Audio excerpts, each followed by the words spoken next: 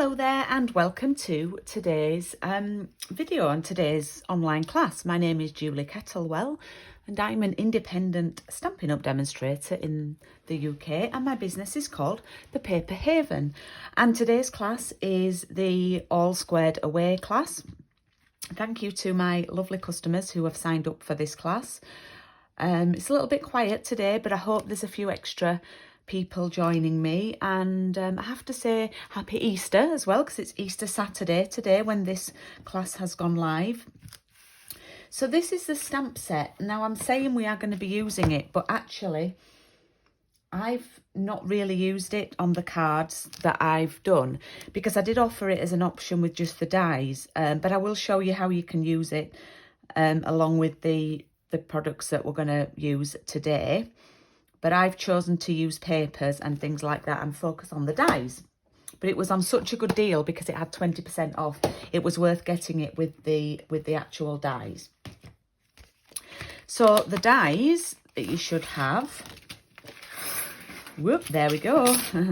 You get the 4 square dies, and then you get 4 extra ones that like accompany them, that form, hang on, there's more than 4, there's 5 that accompany them, and mine's all stuck together, so that's not a good start. But anyway, we'll pop those on there because I'm not going to use them for the time being. So you get those 5, but then you also get the dies that cut these lovely shapes. So you've got 5 different styles, and they are really, really useful, these. They fit in your mini machine as well if you've only got the mini machine. So let me just pop those away for now. Now, I have a plan. Sometimes I do have a plan, and I'm going to film each video separately. And I've done 3 cards. Might have time to do an extra one, we'll see. I've done 3 cards, and I will let you know what time each video is going to go live. So I'm going to go through the pack of things that I've sent out for people. Now mine, I've just got the scraps left that were left over from when I cut your kits, and I've got full packs. So you should have some little rhinestones, and you will have a piece of polished pink ribbon, and then you should also have a stitched rectangle. This is from the picture this dies, and you will have some cut out words. It says thanks and you in white and daffodil delight. Oh, that rhymed, white and daffodil delight. And then what we have here, just checking what I've given you, I keep this separate. I've given you 2 pieces of basic white, thick basic white. This is for cutting your card bases. Yep, it's not for cutting these out. It's for cutting your card bases. It's a little bit thicker to create your card bases. Then you've got a piece of Pool Party, okay? And then you have a piece of just standard basic white that is for cutting these out, okay? So I always keep the white piece of card separate. Okay, so first things first, you will have some little bit of card left over. I'm going to keep the Pool Party one to one side. Now you should also have some random pieces of paper. I think I've given you some Misty Moonlight. I've given you some Daffodil Delight in a different pattern. I'm sure I've given you some Just Jade and Magenta Madness. And I think I've given you some Granny Apple Green and maybe a little bit of Shaded Spruce. So lots of the papers. Now, technically, this ribbon is polished pink, but I do find it's a really good match for Magenta Madness. Actually, more so than polished pink. So that's why I've included some Magenta Madness in your kit. You will need a trimmer and a block. And I'm just using a basic grey ink pad at the moment. Okay, so the first card we're going to do is one that I shared on Paper Crafts and Piano, which actually probably caused the 3 of you ladies who've booked to actually book on this class. This was the first card that I did, and we're going to replicate that today. So I'm going to take my trimmer And I'm going to score my card first. I'm going to pop it in horizontally or landscape. And I'm going to score it at 14.8 centimetres. Now, it is at this point I say, please do stop the video and rewind if you need to. Pause me, rewind. And now I am going to cut it at 10.5. I flipped it to portrait and I'm cutting it at 10.5. Actually making a tent fold card to stand up. And it's called a tent fold because it stands up like a tent. Okay. And then while we are at it, I'm just going to actually get my ruler out. I've forgotten, I think they measure about 4.5, just a bit more. So 5 to 5.5. What I'm going to do is just, this is the standard, so the thin white. I'm going to cut it to 5.5 in a strip. In fact, I'm going to cut a couple of strips whilst I've got the trimmer out. Don't need them all for the first card, but it helps to be prepared. And I was in the guides and the brownies. I know that is the Scouts motto, I think, actually.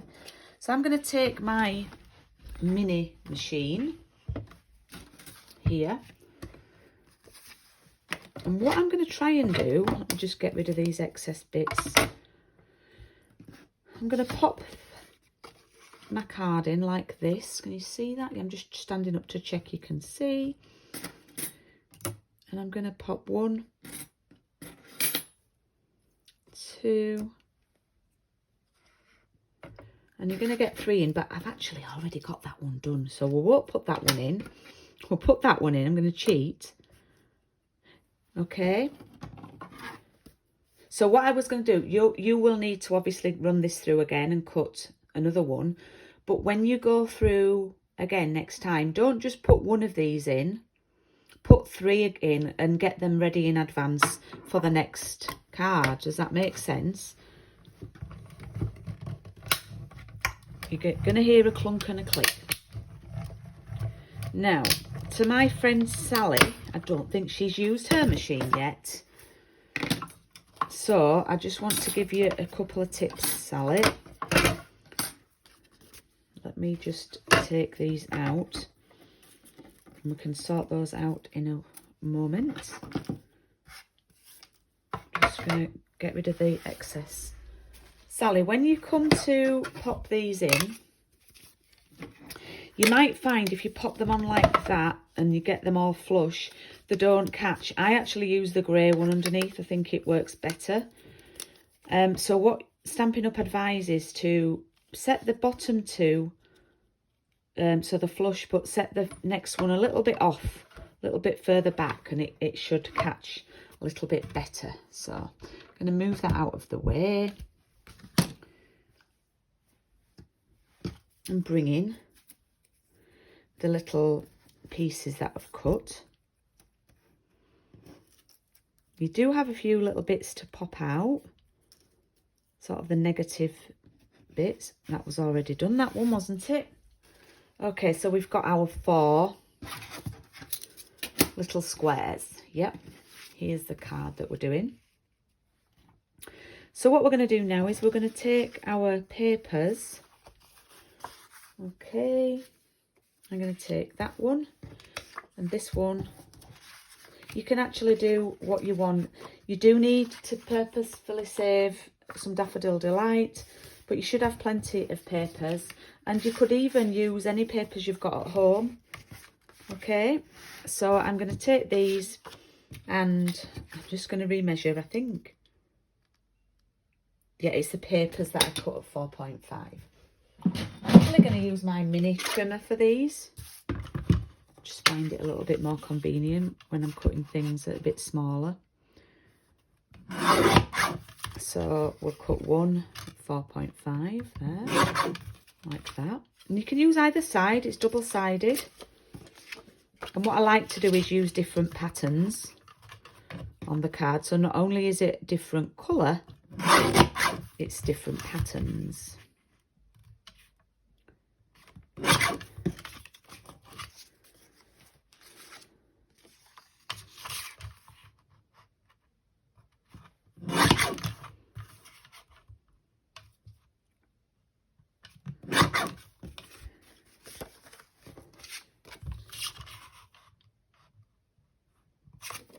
think we'll have that side.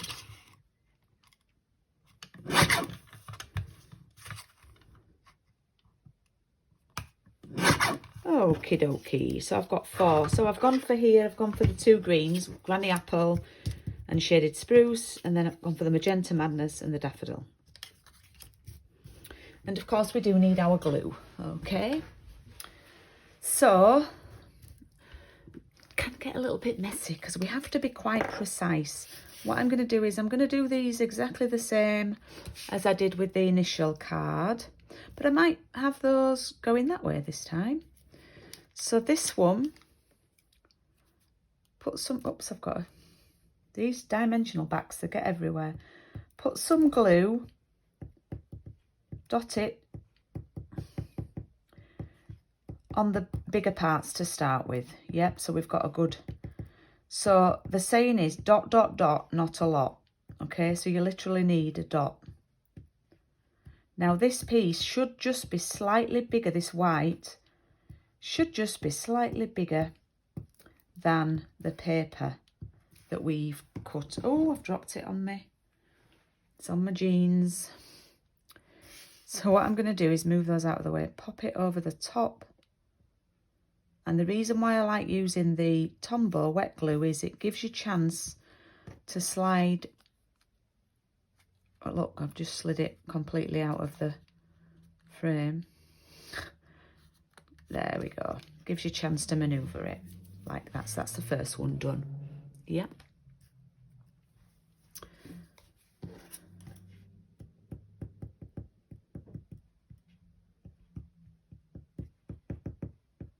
Dot, dot, dot, not a lot.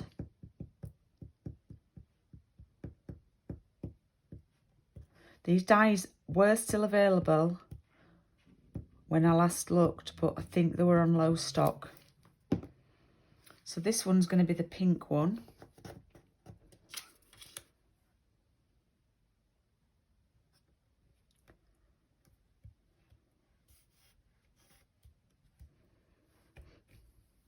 You can go like that if you want to make sure it's glued down. Give you permission to do that.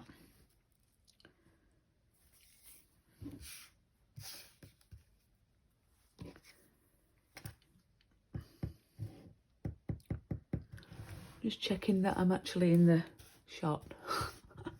Because I do that, you know, and I can't see unless I stand up. I'm not tall enough to see my camera above me if I'm sat down. Dot, dot, dot, not a lot.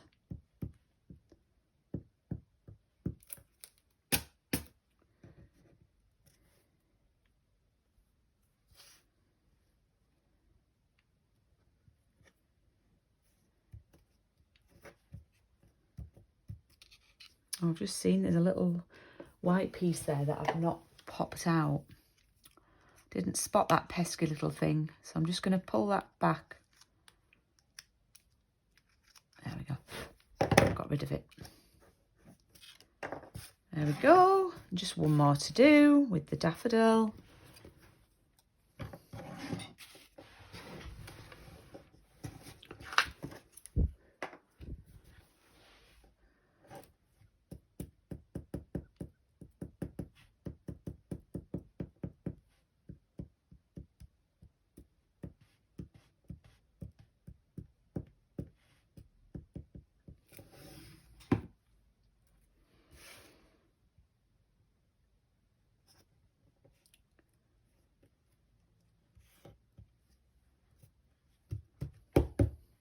Oops. And there we have all 4 lovely little squares. So we bring in our card blank and lay it down flat on the work surface like this. And what we're going to do is we're going to position them on first before we stick them down. We're going to find where we're happy with these elements. So what I want you to do is we just need to realise that we are using a metric piece of card, centimetres, and these have been done really in inches. So we're going to have a gap at the top and the bottom that's wider than the gap at the sides, but that's just the nature. because we don't want too massive a gap here. So what I'm doing is I'm eyeballing that this gap here is similar size to the gap at the top. And then the gap at the sides is the same as the middle there. So I'm quite happy with that because our rectangle is then going to go nicely in the middle with the ribbon. Now we need our trusty dimensionals, and probably 4 will be absolutely fine. And we're going to pop 1, 2, 3, 4. Yeah, 4 is absolutely plenty. Whenever you're doing a square, I would probably always do it even. And we're going to pop that back down. And I don't think I've moved the other ones. I just like popping these on with dimensionals because it just gives it a little bit more interest. You don't really need one in the middle.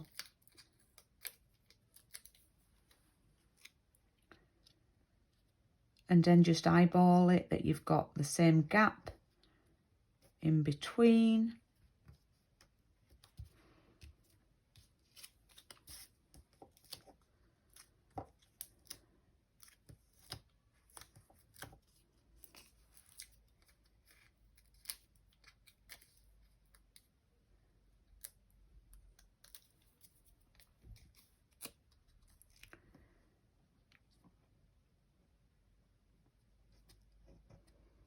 So I always like to position my items down on the card and take them off, so I know that they're in, you know, roughly the correct place. Whereas if you just put one on one at a time, you're probably going to not get it in the right place. Okay. And that's going to go on here like this. Now, there we go. We've got those on. Lovely, lovely, lovely. Now, I am not going to use, controversial, I'm not going to use a greeting from the stamp set because I found that they didn't really, well, the Happy Easter Birthdays to You didn't fit in, and I had a lot of these left over, so I wanted to make use of them. So I am going to use a stamp set that's a bit longer and thinner, and I'm going to use Wishing You So Much Happiness. If you have Nature's on the Horizon, if you're doing the coffee and card, that I know Karen is, then you will have this stamp. Now, I don't know. Oh, it's clean. Heck, who knew? I'm in the new craft room. Oops, I've got a message saying I've got a low battery, so let me just get rid of that, move my camera. I hope it's not going to, I don't think it will have stopped my video and it just was a low battery message. So what I'm going to do is I'm going to stamp this. Just make sure you've not got any ghosting if you're stamping a greeting, and that's the excess ink around the edge, because it can be pesky.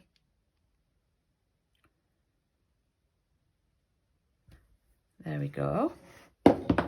And when I dropped Sally's kit off for her, because I do go past her house on the way home sometimes, and she saw the ribbon and said, oh no, not ribbon, because she's left-handed.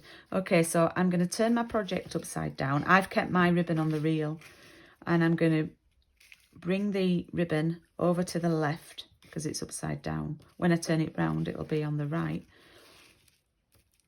I'm going to start by doing the start of your laces, and then I'm doing 2 loops, pinching 2 loops and taking the front one over the back one, pushing it round the back and then through here. Now, it does sometimes look a bit like a dog's dinner when you first do that first bit, but then you turn it around and you put your finger in the loops and sort of pull them apart like a tug of war. And then it just improves. This ribbon is quite a nice one for tying bows. Okay, so I'm not going to cut that off just yet. I'm going to work out how far over the knot needs to be. So you might need to move the knot over a little bit more to the right and make your bow loops a little bit smaller. You want to keep that knot in the middle as tight as possible. Okay, so where's that gone? Is that it? Okay, so that's going to sit on there like that, and I want to raise that up with foam pads. but we need it at the top really and at the bottom, because otherwise we're going to end up sticking it to the ribbon rather than to the card. And I'm going to use these edges for that. So I'm going to cut a strip from each side that's similar in length to the actual die cut. I'm going to do this, look, like that. And I'm going to go on the other side, do the same, use those edges, get it as near to the edge as you can. So you've got that.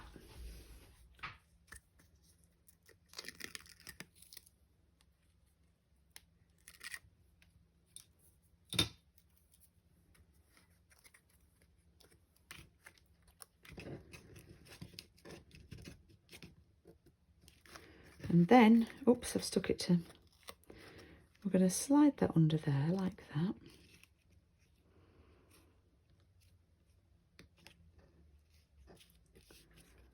Pop that on there, and then I'm going to trim my ribbon down.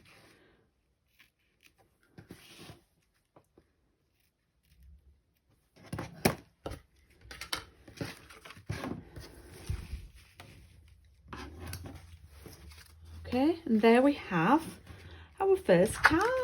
Ta-da! So I'm going to have a look at what time it is. That's taken us about 22 minutes, okay?